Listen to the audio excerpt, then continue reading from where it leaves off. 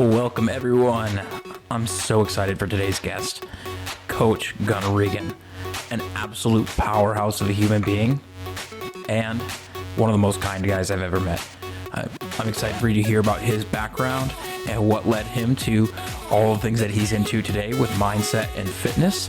And I'm so proud to call this guy my brother. So with that, let's get weird.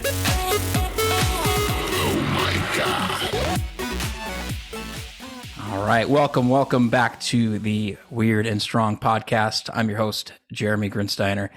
With me today is my good friend Gunnar, who I met at an awesome men's retreat in just a few weeks ago, and we had an amazing time. It felt like it was a month that we spent together, even though it was just a few days. And so, welcome, Gunnar. Thank you, Jeremy. I'm stoked to be here. And yes, also very grateful for how we met, and that men's retreat was just phenomenal across the board. So yeah, stoked. Yeah, awesome. We're going to start things off. I've got a question for you. We're going to start because this is a Weird and Strong podcast. We might as well start a little weird. Weird question. Is a Pop-Tart a ravioli?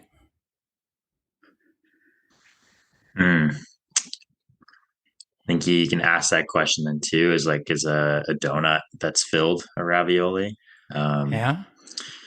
I think it comes down to the origin, right? Is the Pop-Tart Italian, or was it made by an artisan pasta maker? I'm going to say yes. So what is your definition of a ravioli then? That's something I've just recently started eating. So ravioli is it's two pieces of pasta or starch, Okay. encompassing something savory, maybe something sweet. Mm-hmm. So yeah, Pop-Tart fits that. All right. What's your take? I would. I really like your definition of the ravioli, of like having some sort of a starch with a filling. Then by that definition, yeah, it definitely does qualify as ravioli. It's like where, it's a difference between like a pasta dough versus a pastry dough. That's the only area that I would be like, I'm not quite sure. Right. Like, Yeah. am I going to boil this Pop-Tart? No, it's going to fall apart. But you could also boil ravioli too long and it fall apart. So. It's true. I like to see ravioli done in a toaster. Yeah, it's not gonna have the consistency you'd like. But then again, you could eat Pop-Tarts without toasting them. That's true. Yeah. Many options. Yeah, ravioli. Yeah. Now we got the weird question out of the way. Let's talk more about you. Let's introduce the audience to you. Give us a little background on yourself. Yeah, thank you. I'm a coach. I've been a coach for going on 9 years at this point. I've coached CrossFit. I've coached team training, both physically training people as well as doing mindset work and mental training. I've also been a competitive athlete in CrossFit for those 9 years. Before that, I grew up playing ice hockey. I'm from just outside the Twin Cities in a small town called Laconia. And I grew up there and then moved to the Twin Cities for the majority of like high school and through college. So I'm very much a fan of ice. I'd rather skate than swim. Mm-hmm. So the state change of water is very important to me. And now I'm just I'm living in Nashville, Tennessee, getting back into some recreational adult league hockey very soon, which it's been far too long, and still doing CrossFit, still training my body as well as training my mind every day. That's awesome. With your adult league hockey, is that going to be just for fun, or are you going to try to stay competitive? Do you have a strategy going into it? That's a wonderful question. I know who I am, and that is a competitive person. And actually having a conversation with Chris from the retreat we were at. He mentioned that people, other men, trusted him more when he showed up and was his full self. So for me, going into this men's league, it's I'm going to do everything that I know I can do. Um, because if I do less than that, or I hold back from who I am, Mm-hmm. it just takes away from the entire experience. So Mm-hmm. I want to show up as fully as I can. I think my confidence right now with skills in hockey is far higher than it might be. However, I've played at a very high level playing through college, and um, I'm also very, very strong and fit now at this point. So I'm going to use all of those to my advantage. Mm-hmm. But ultimately, if I'm doing that, I'm going to have a lot of fun with it. Yeah. And I didn't grow up playing hockey, even though I'm from the hockey area of the world. I'm assuming then too, it's up to the team as well. Of like, yeah, you could bring as much as you possibly could, and if the team isn't necessarily on that same level, then it kind of pulls or it balances things out for yourself a little bit more too. Right, right. And I'm going into it as well. Like, I will have the most fun by doing what I can, Mm-hmm. and then also encouraging everyone else to do what they can. Yeah. Um, it doesn't help any situation to bring that like, I'm not going to try hard because they can't match Mm-hmm. my level. Yeah. However, I will make them better if I show up and I'm like, let's do it. Let's have Mm-hmm. fun. Let's go for it. Yeah. Well, that was something that, like, this is the again, the guy who doesn't know all that much about hockey, but all the times, every time I've seen anybody talk about him or anybody mention documentaries about him, Wayne Gretzky, of the amount of assists and passes that he had, because he was so good that he would be able to hand it off and say, no, here you go, you do it. And like, Mm-hmm. I can imagine for you as well that would be something that like lights you up just as much as going out there and charging full steam ahead. I see it as one and the same. That's a good point. Like Wayne Gretzky, for instance, if you were to take away all of his goals that he scored, he would still be the leading point scorer ever with just assists. Mm-hmm. And it's like, I'm not claiming to be that at Yeah. all. However, it's a lot of fun to spread the joy. Like, Mm-hmm. oh, when someone is ready to score and I have a puck, I can give it to them. Yeah. It's not always on me. Yeah. Yeah. That's super cool. Uh, again, since this is the Weird and Strong podcast, let's dive into the weird. And we got a little bit of your background from CrossFit to hockey to coaching.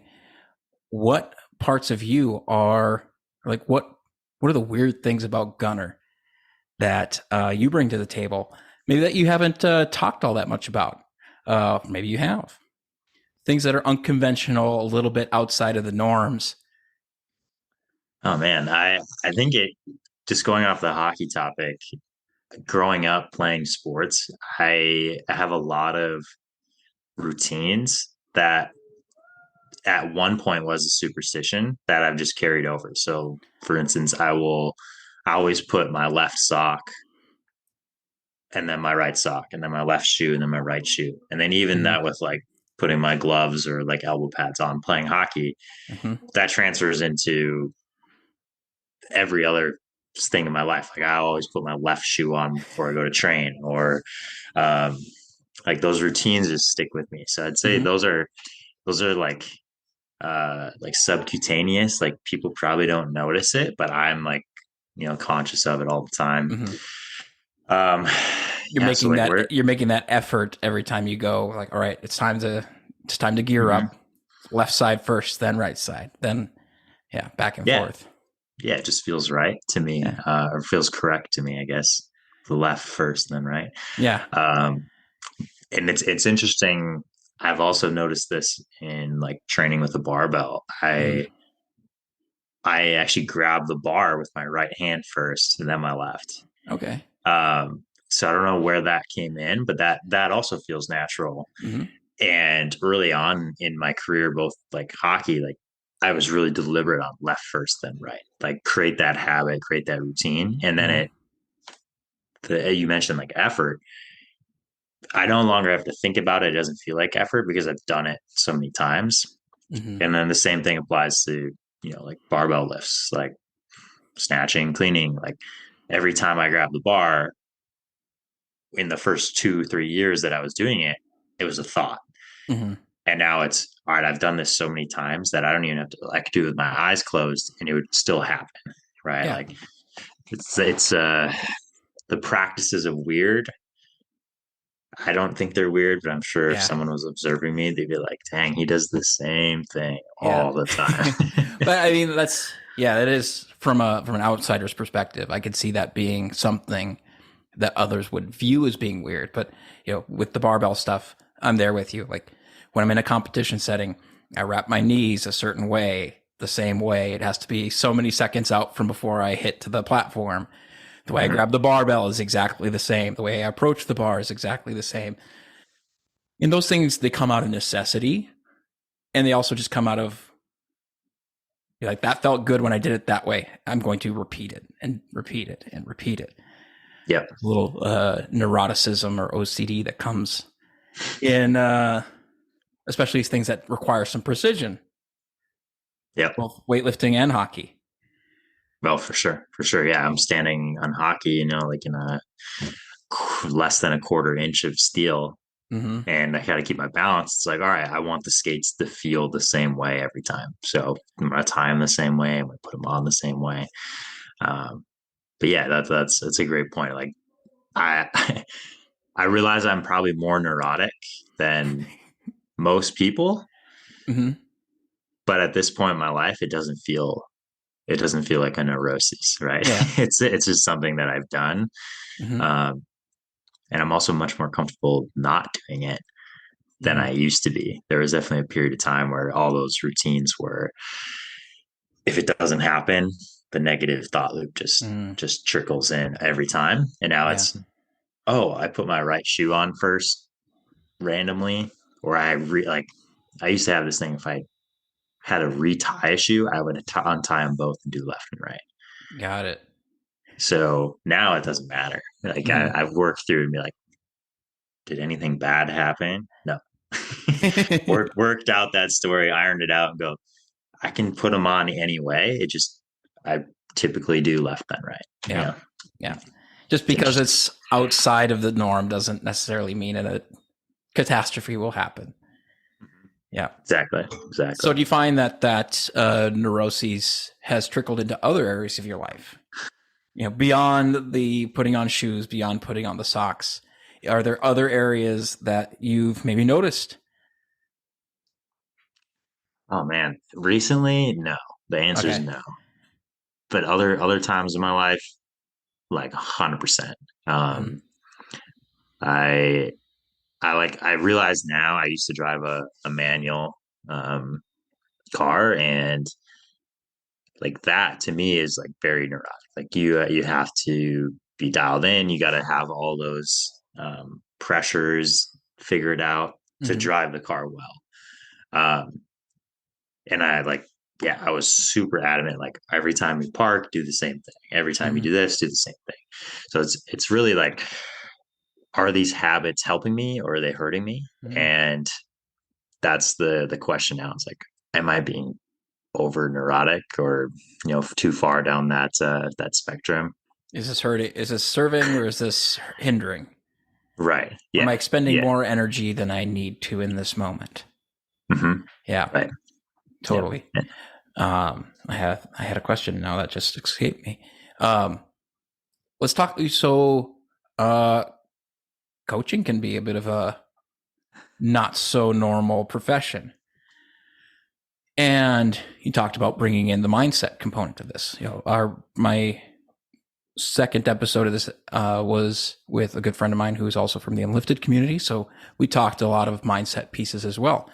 Let's talk about how you bring mindset into your athletes' training, or how maybe that you've also used it for yourself. Yeah. Um, yeah. Starting with myself, it, like I can look back a long way. I can go back to my early days in hockey where I started doing these routines where I got superstitious about like the outcome, Mm-hmm. right?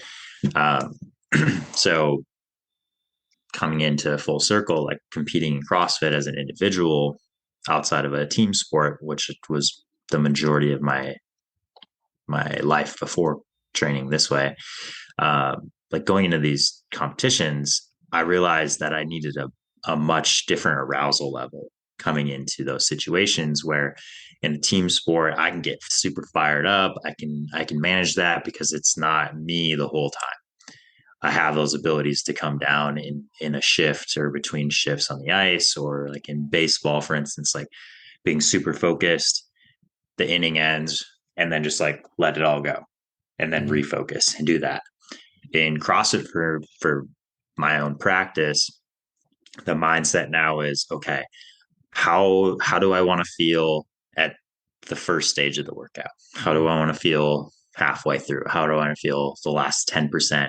And what is that going to look like? And that was a long process, but um, it really it really opened up the more I started to understand myself. Like, Mm-hmm.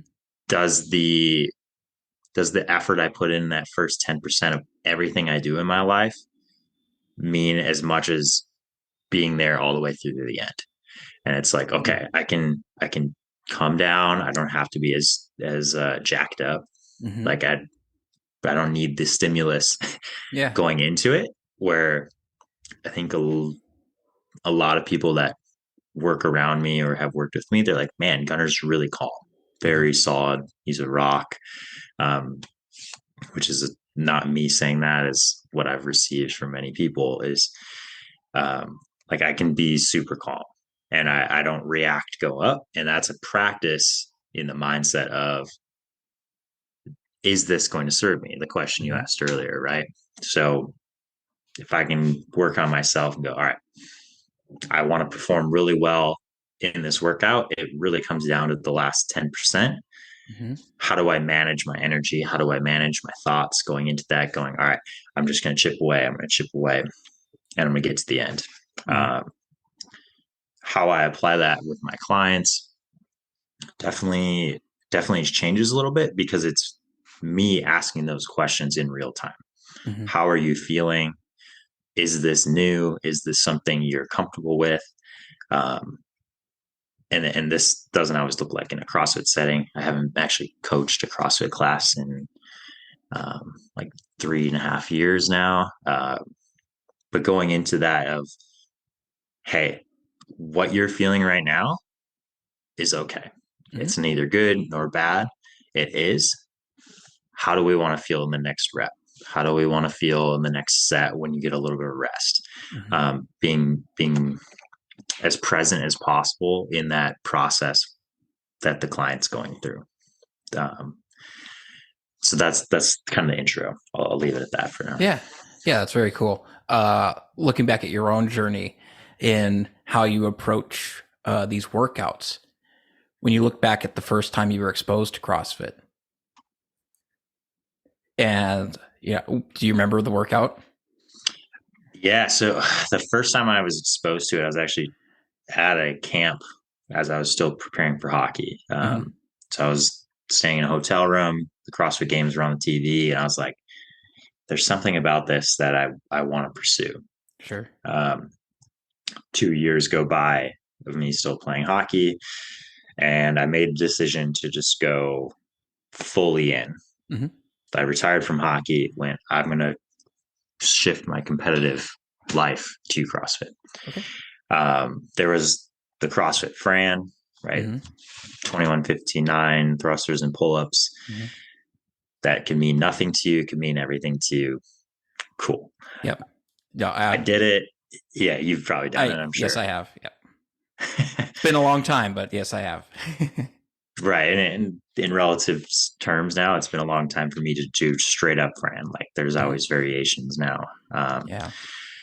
So I did it, that workout by myself when I was still playing hockey. It was Wow. like kind of off season time. I was like, I'm training myself. I know I love pursuing my best. I know I love to show up as strong and as fit as possible. Mm-hmm. So I did it by myself. It was like 12 minutes and 40 seconds. All It right. wasn't like it was Yeah. 12 minutes and 40 seconds.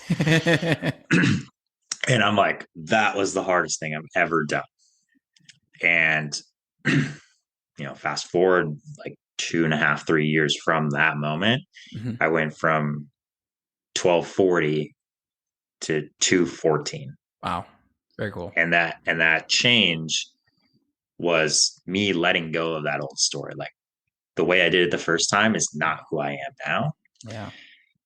And I've just in the last year worked through a lot of those stories. So like right around the time that I did Fran in 2 minutes and 14 seconds, I also had these like I wasn't as strong as I am now. I Mhm. wasn't as fit. I didn't have the experience on all these movements. So in this past season for me, it was sitting with myself and going, why would I put the bar down? And it's like, oh, that's how I had to do the workout when I Mhm. first started. I didn't realize I was carrying that thread all the way through until like I've made it to the semifinals the last 2 years and like really big competitions, high level competitions before that. But I was still holding on to this like I can rest here because I'm thinking I'm that original version of me in CrossFit. Yeah. Absolutely. I mean, this is a very salient topic, like for myself as well. Of like talking about words and stories and like these beliefs that we have about ourselves. Um, for you, it was a limiting factor in your performance.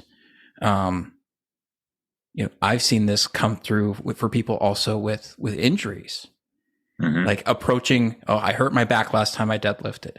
Now I'm coming into this workout and there's deadlifts, and now I'm expecting it to hurt.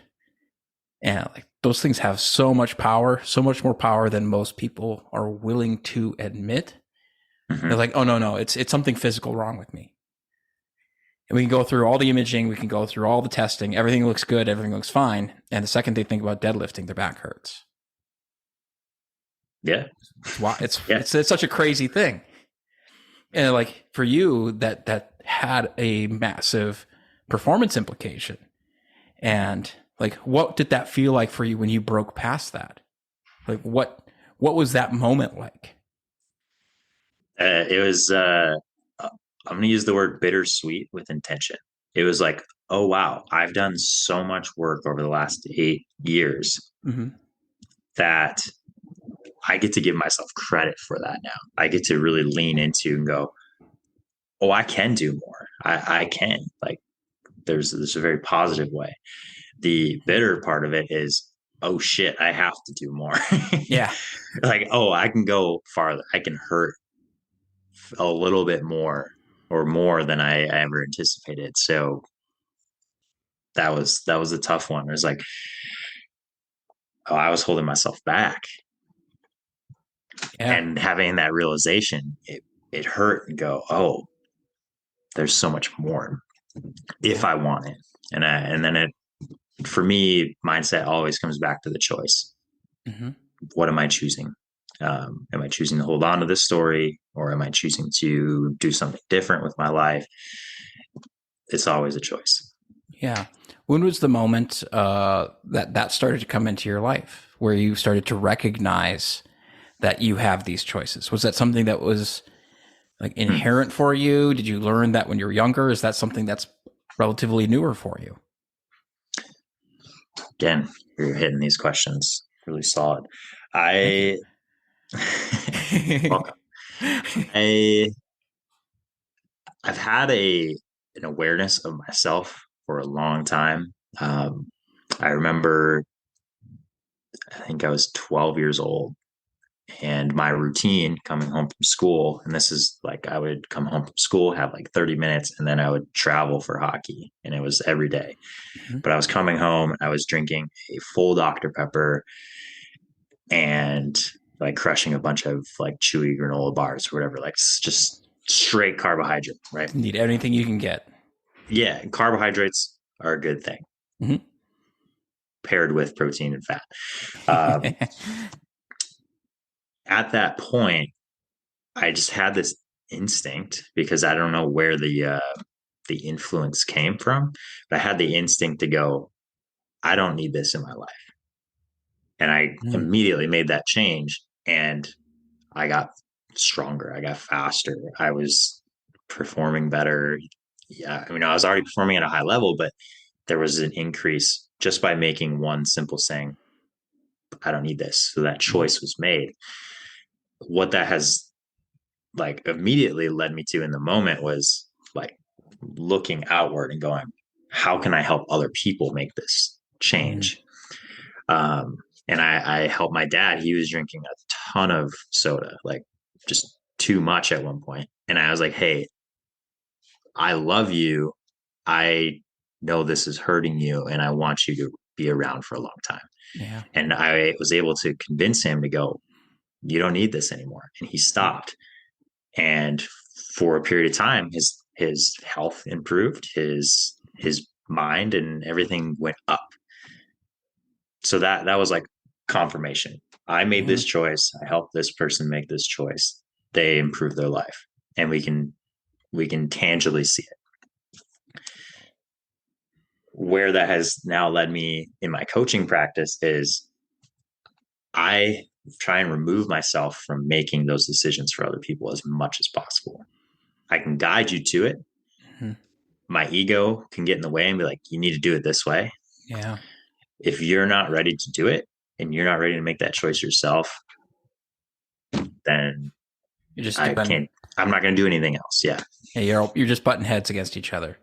Mm-hmm. Yeah, that's. I'm glad you brought that up. That was actually something I've been thinking about recently as well. Is that us as coaches can let our egos of what we know can be done for this person, like Mm-hmm. our expectations of the result, can be a lot higher than what the person sees for themselves in the moment.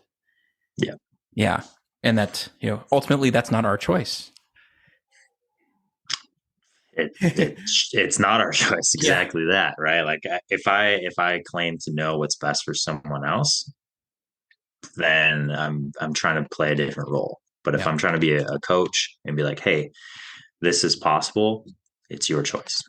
Yeah. Yeah.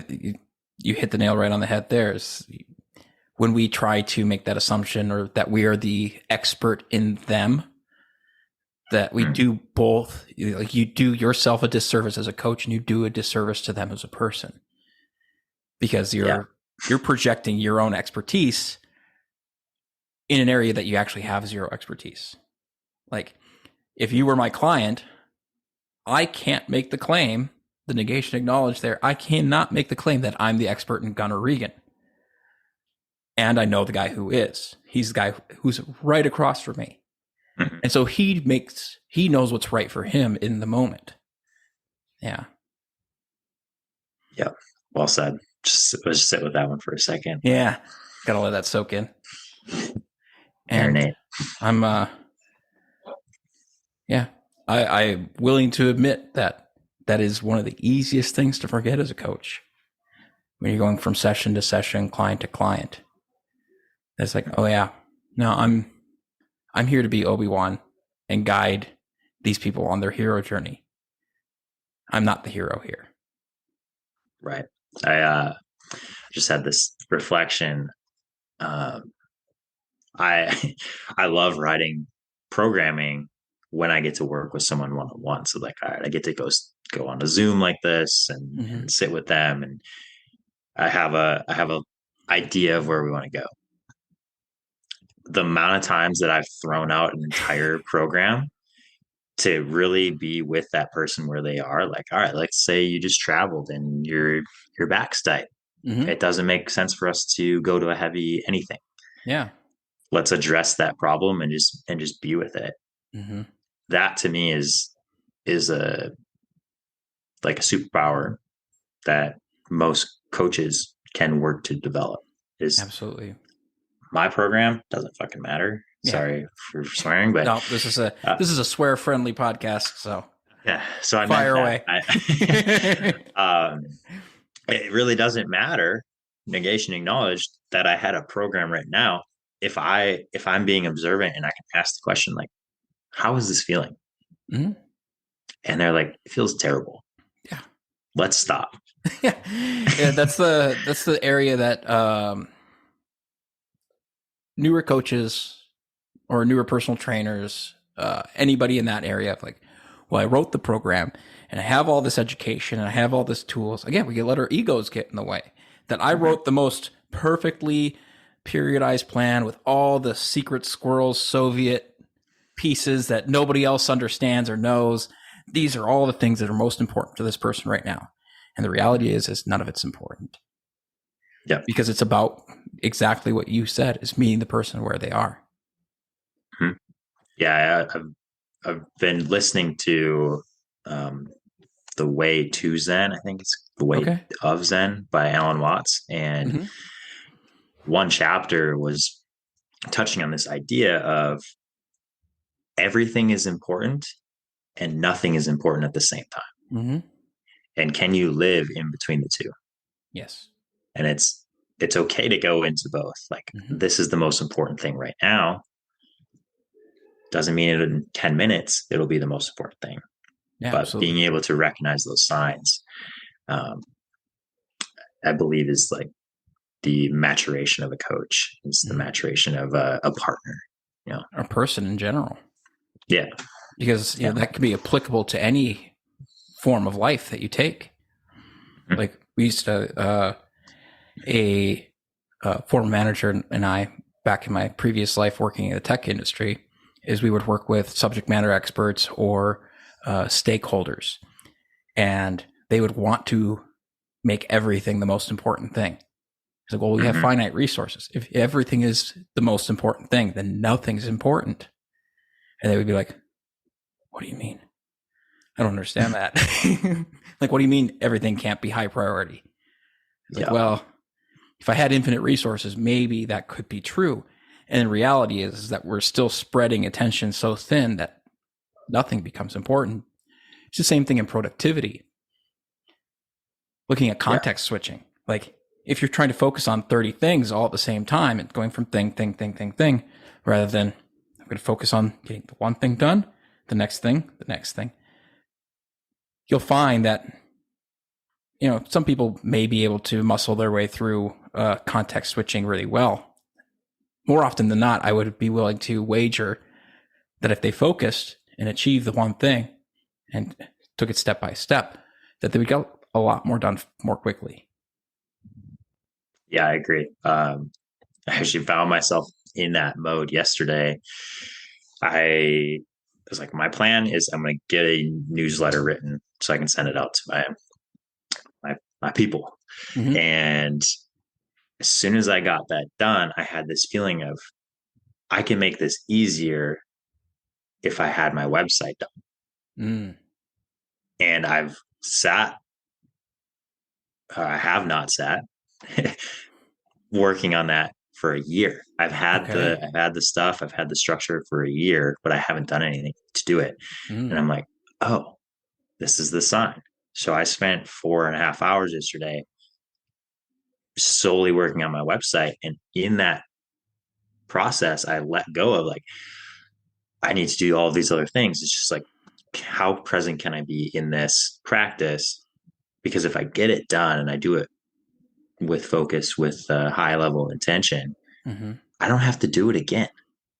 Yeah. Or you don't have to do it again until you choose to. Right. Yeah. And for me, it was like a year of choosing not to do it and living this. I'm not the expert on it. So why would I go and sit on it? Mm-hmm. But that realization of like, my life would be easier when I sat down and did it. And I had time yesterday. I Yeah. blocked off this whole week to do whatever I wanted outside of coaching. And I'm like, oh, this is the sign. I What already did scheduled this. what did that feel like to get that burden off your back? A Oh, it year's feels worth. so, yeah, it feels so good because what I like had a starting point a year Mm-hmm. ago. It does not match what I do now Yeah. in its fullness. So being able to sit yesterday and be like, all right, these are the colors. I now have a photo, um, library to pull from to add Mhm. to the website. And like after an hour and a half of me like trying to figure out how to format and whatever, it really just like expanded, exploded out, and it's like, dang, this is sick. Yeah. So in the next week, I'll have it, ready to go, ready to publish and go live. And like, well, I just waited a whole year doing nothing, Yeah. and it took me 4 hours. Yeah. And it's easy to get into that state of, man, it only took 4 hours and I procrastinated X amount of hours. I've got a saying on my whiteboard over here. You may have heard it before. Action dispels overwhelm. When we feel Yeah. overwhelmed by those types of things, like I'm fully admit that like there are areas of my life that I find myself in there as well, or definitely been there many times in my life. And it's when we can start to take action that we start to get the momentum, and that we no longer feel as overwhelmed from it. Mm-hmm.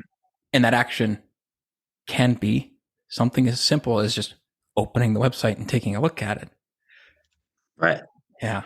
Yeah. Instead of just be like, oh, I paid for that again. Oh, shoot. Yep. Ah, that's that's an area we talked a lot about this at the retreat with various guys of the financial pieces of it. It's a simple act of like checking your bank account. If you don't know what it looks like, that overwhelming threat hanging over your head, it's like a literal sword of Damocles hanging over you because you don't know what it is. Could be a lot, could be a little. I don't know. Is that checking to bounce? Is that? We'll find out when I put my card into this checkout, whatever, Yeah. to see if I have the money or not. And yeah, that causes a whole other kind of overwhelm. The financial side, but productivity wise too. Mm-hmm. Yeah. 100%. 100%. Yeah. I've taken that as my like one thing, one action is to take account of it every day. Mm-hmm. And the second day that I was able to do that, I could feel the sensation of tension leave my body. It was like, this is where you are, Mm-hmm. rather than guessing. Yeah. Guessing is not taking action, as Exactly. your quote. Yeah. Yeah. There's another. I love quotes, by the way. Same. I've got a bunch of them on my whiteboard. But I have another one that's simple of that. Is like, what cannot be answered hollows the mind. So, like in that instance, if you're unwilling to look and find the answer, it just carves out this space in your brain to where it can sit there and worry, and then you fill it with all the worst case scenarios. That's like a good one what? too. Yeah, what cannot be answered hollows the mind. What use is there filling it with nonsense or more things of that nature? Yeah. Yeah. So, we got into the weird. Let's talk a little bit about strength. I know you are a strong guy. I watched you kill some leg pressing, chest pressing, and rowing on that ARX machine in Austin. But what are some of the ways that you bring strength into the world? The first and I'd say most important way that I bring strength into the world is showing up for myself. Yeah. And that looks like physical training. That looks like, part bodybuilding, looks like part performance training for CrossFit. It looks like mobility work, showing up for myself and listening to my body so I can show up in a more attuned way. And then, that's like a expression. Like we work out, but you can only work out so far as you work in. So my process there is, all right, how am I feeling today? Did I eat breakfast? How much water have I had before I go to the gym? And taking all those factors in, like, all right, this is how far I can push myself before I need to reset or refresh with nutrition, hydration, sleep. So I'd say those are my strengths for myself. And I know how I show up strong looks like I can move a lot of weight. Mm-hmm. In the same same frame of mind, I can create a lot of space. I can Mm-hmm. hold a lot of space for people, and that's ultimately why I'm a coach. Is I want to see other people succeed so much that I can be out of balance with taking care of myself. Mm-hmm. However, the practices I have now, I've actually had this. I'm gonna call it my highest order mission. I've had this for going on 15 years now. So I was actually pretty young when this came to me. Take care of yourself so you may take care of others, and it has to be in that order. Mm-hmm. So, for instance, we're in the week between holidays here. I'm I blocked off my schedule, and people were like, "Hey, can I talk to you this week?" And I'm like, "Nope, this is my time to reset because the Mm-hmm. last 3 years I was in the process of moving and I was working on top of it, and I just got Yeah. burnt out, and then Yeah. that started the year in a funk. So creating that space for myself allows me then to create better space and stronger places for people to show up outside Mm-hmm. of that. Yeah. Yeah. No, it's an area that, um, like prior to getting into coaching, that's something I'd never heard of before is holding space. And then as I've developed myself as a coach, been, been given the reflections of being able to do that. Um, on that topic, for you, was that something that you had to learn in holding space? Was that something that was inherently easy for you? Or how did you go about that process of learning how to do that for people? The the the way I was raised, I'm very fortunate. My dad was a volunteer firefighter, Mm, and in the same way, my mom got has a master's in public health.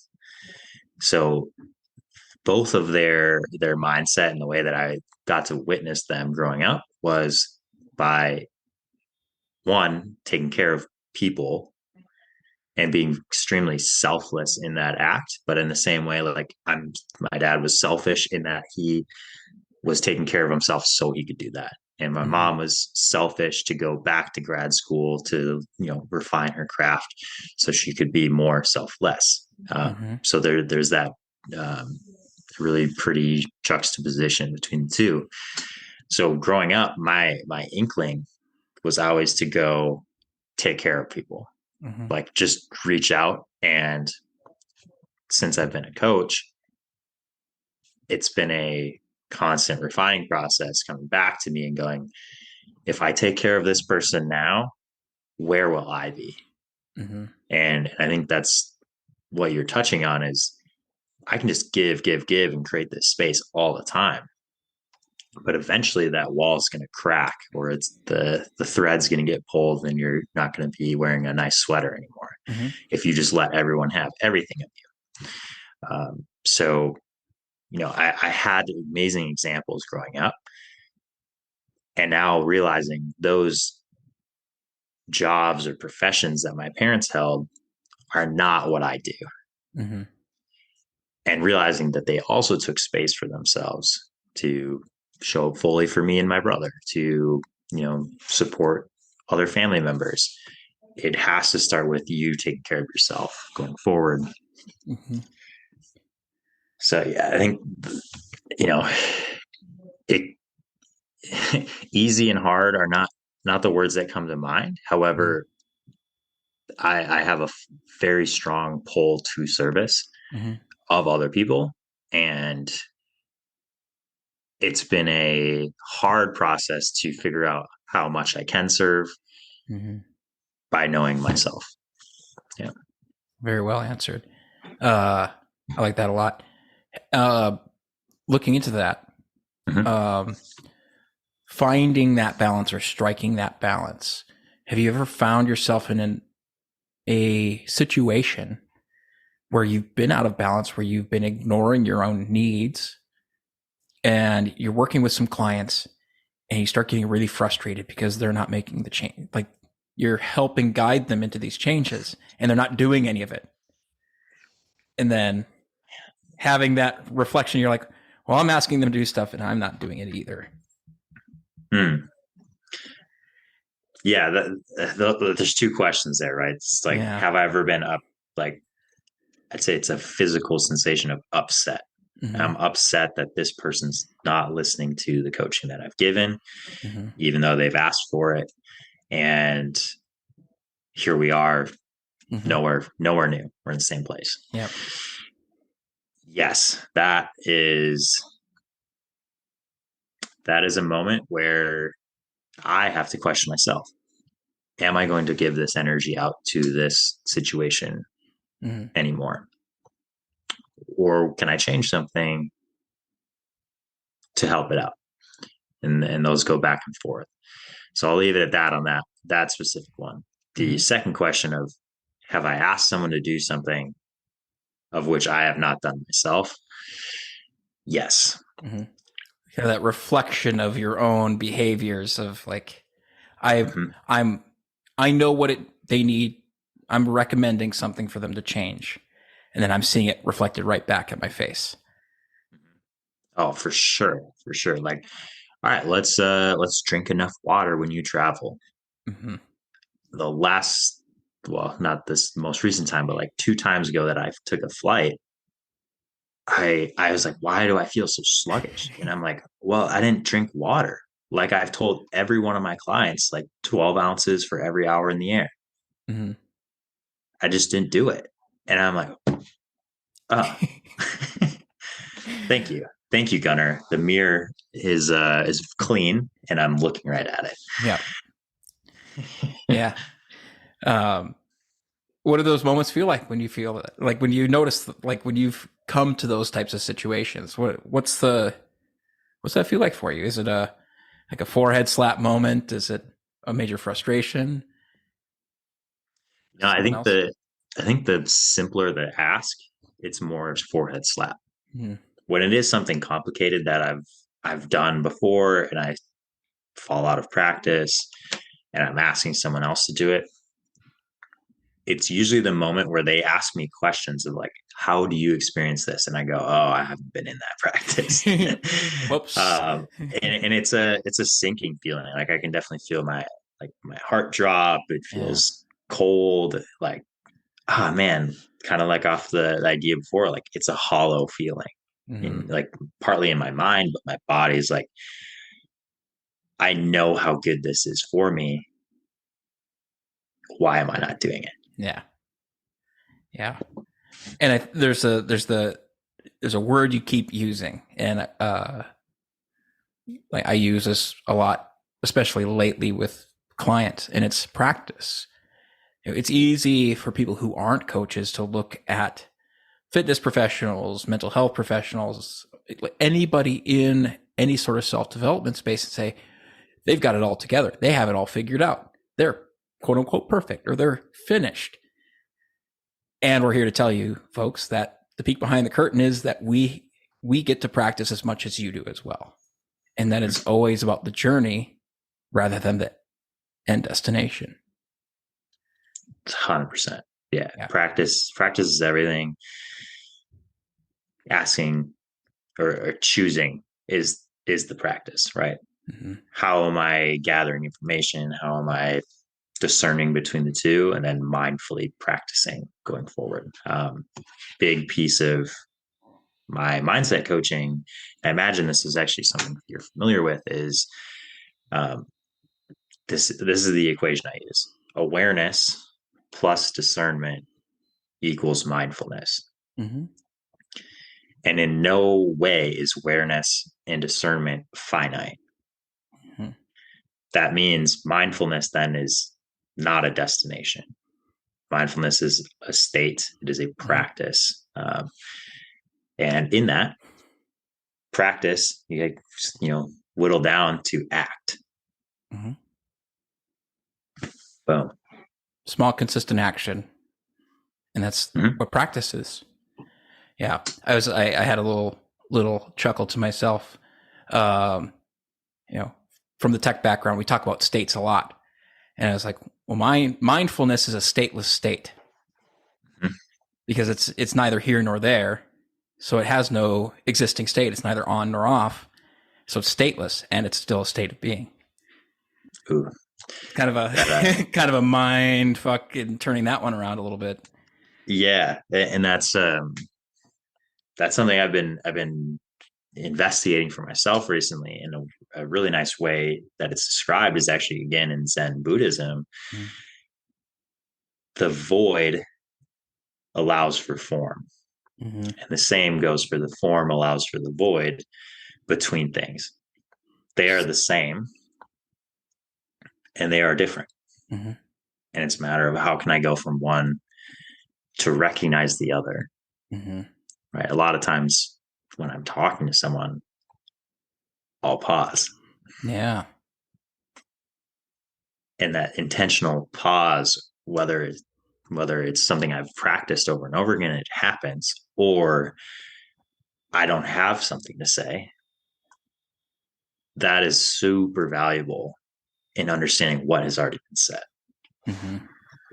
Yeah. Our even right now, when you're having a conversation with somebody, it can very much be that like, all right, they stop talking, I can talk, I can fill the space. And being able to be comfortable, just like we did a few moments ago. Sit with the moment and let it sink in. Ultimately being able to feel that wholeness of whatever the thought is beyond up here in the thought centers and actually feel it in your whole body. Like that's completely underrated in our culture. Totally. That the image that you just invoked for me was as soon as I pause in my speech, it allows for an idea to be completed. Mm-hmm. If we're just running with our mouth all the time, we will never be complete. Yeah. Yeah, I agree with that. And there's also something to be said about this rate of speech. Like something I noticed about you when we first met is that you were very practiced and methodical with the rate of speech. I mean, we talk about this a lot with my clients is when somebody's really excited, they get this machine gun mouth going. And that could be a good excited or a less than good excited. If somebody's really upset about something. When we talk really fast, we don't even know what we're saying.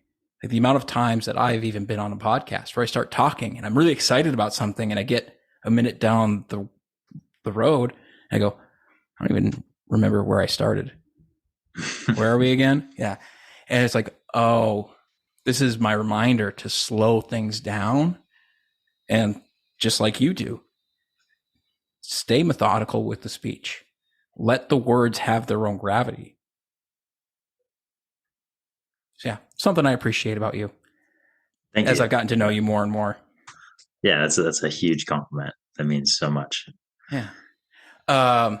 As we wrap things up, is there anything that you'd like to bring to the audience? Anything that you'd like to promote? Yeah, I have a mindset group. It's 5 weeks. It's called Own Your Mindset, where we dive into language, we dive into goal setting. We're going to dive into understanding the stories that hold us back, the stories that show up every single day that we haven't really realized at this point. So that's coming up. My next one starts January 10th. I'm not sure when this releases. Be close. However, yeah, it'll be close. However, that one's filling up, and then I'll be running more throughout the year. But I also do individual mindset training that's more on your availability, and I do some other physical training stuff still. There's a wait list at the moment, but that's what I do as a coach, and I want to bring as much intention to every practice that I embark in. So, 2023 is going to be a dope year of showing up for people. Firstly, myself, and then sharing what's possible with others. That's fantastic. If people are interested, where can they find out more about your offerings, more about you? Where can they find you? Yeah, I'm on Instagram. My name is Gunnar, Gunnar Regan, Regan. That's the personal page, but you can find me there. Otherwise, my coaching page is Animus Coach, Animus Coach. Both active Instagrams, and then my website is in process, so maybe that'll be out right around the time um, that this show comes out. So Yeah, we'll have that in the show notes for everybody when this comes out. So, thank you so much for hanging with me today, Gunnar. It was an immense pleasure seeing you again after a few weeks in between our retreat.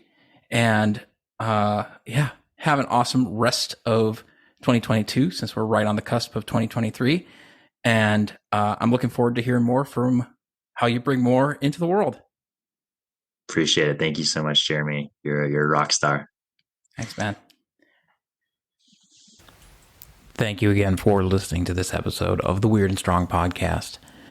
If you have the chance, please like, subscribe, leave us a rating on your preferred podcast platform, and also share this with the world. We love to talk with our friends. We love to share with our friends. So until next time, I'm Coach Jeremy, and I'll see you on the weird side.